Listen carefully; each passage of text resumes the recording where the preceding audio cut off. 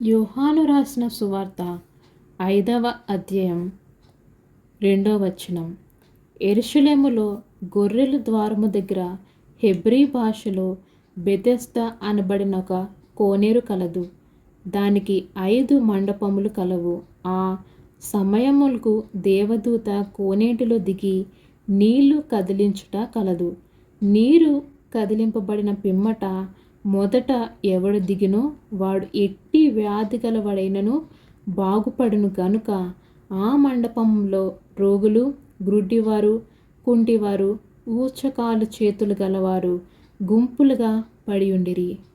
అక్కడ 30-80 ఏండ్ల నుండి వ్యాధి గల ఒక మనుష్యుడుండెను.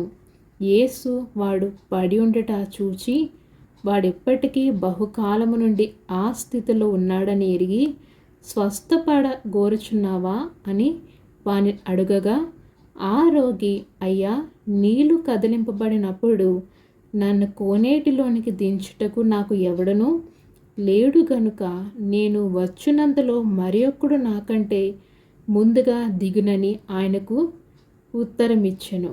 యేసు, నీవు లేచి నీ పరుపెత్తుకొని నడవమని వానితో చెప్పగా, వెంటనే వాడు స్వస్థత నొంది తన పరుపెత్తుకొని నడిచెను. ఆమెన్.